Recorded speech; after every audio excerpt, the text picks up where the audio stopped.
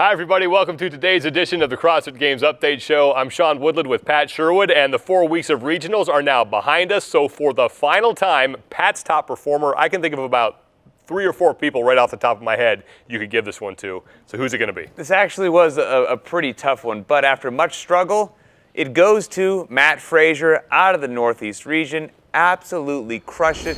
He was in first place with 18 points. Second place had 47. That's a dominating victory, and he answered a bunch of questions. There's a lot of pressure on him coming in, a lot of hype, or we were going to see if it was hype. Was he just an Olympic lifter that dabbled in CrossFit? Was he the total package now? And I mean, just over the course of 3 days, he had 3 first place finishes, only 1 event outside of the top 5. That was just a 6th place finish. And all of that done in scorching heat. Yeah, it was warm. The floor there. temperature was. There was a thermometer on the floor. I don't know if you guys saw it, but on the live feed, they showed a shot of it, and it said 120 degrees. Yeah, so most of the other conditions. venues were indoors. So him doing that in those conditions, he gets it. And now that we've had a couple days to look back on the 4 weeks as a whole, when the events for the regionals first came out, we said, wow, there's a lot of body weight in there.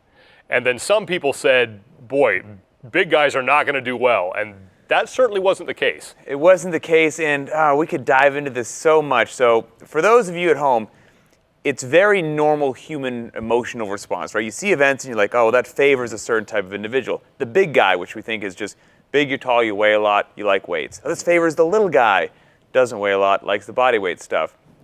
Could we make a set of regional events or game events that did favor either type of athlete? Absolutely, but that wouldn't be a good test of fitness. We're testing for fitness, and what we saw over the course of the last few weeks was the fittest athletes rose to the top regardless of their body size. What did we see? We saw Tommy Hackenbrook win the Southwest region over 210 pounds, but I thought big guys weren't supposed to do well, but he's incredibly fit. Who stood second on him at the podium? Chris Spieler. Yeah. Nowhere near the same body composition, 5'5", 150 pounds. There's literally a 65-pound difference between the first athlete and the second athlete, and in NorCal, Jason Khalipa, he won his region again.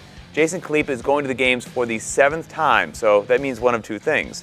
First of all, Khalipa is just very lucky, and every year the programming happens to favor him, which is BS, or he has true fitness, he's well-rounded, doesn't matter the test, the rep range, the loading, he's going to succeed, and once again, Khalipa goes to the games. And you could say the same thing on the women's side, too, because when those events came out, people said, ooh, you know, she's in trouble, and this athlete won't do well. And again, fitness prevailed. I feel like you're leading me into a trap because I don't envy this because task, to make this point, here's what I need to do. If you call a female athlete big on camera, I'm going to get death threats. But you know, in her own words, Right. Elizabeth Akinwale told me, she's like, I know I'm one of the larger girls out there, but what happened? She took second in her region. You know, she won her region last year. She doesn't care about the test. She's fit. Same deal with in the NorCal region. Alessandra Pacelli won the region last year. This year, she wins it once again. She's one of the larger female athletes, but she's also one of the fitter female athletes. So as we see, the best are kind of rising to the top. They don't care what the test is. And doesn't this really reinforce what we've been talking about for a while now? And home run potential is great, winning events is great, you know, setting event records, that's all well and good, but that's not what ultimately gets you to the games. What gets you to the games is how consistent you are through all those events. Consistency is key in CrossFit at the regional level and especially at the games.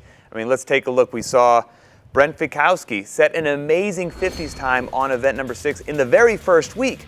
Event record. That stands to this day, but he's not going forward to the games because his other performances weren't good enough. Same deal with Danielle Siddell, event record on the rope climb. She's not going to the games. Her other performances weren't good enough. We can kind of keep playing this game.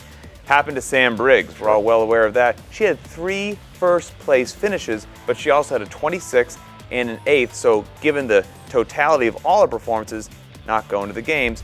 Conversely, Annie Thorsdottir.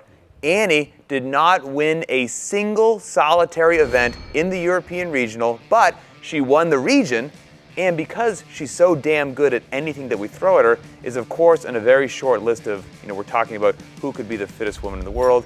She's on the list. Now, Annie Thorsdottir and the other athletes who are going to the games, they have things that they would say are their weaknesses. But the bottom line is those weaknesses do not hurt them as much. No, and even their weaknesses are still, what they would consider weaknesses is just what they're not as exceptional at as everything else. And a great example is, once again, Matt Frazier. Just before he went into the legless rope climb event, our reporter asked him, hey, how are you feeling about this? And he said, well, legless rope climbs are not really one of my strengths, so we'll just have to see what happens.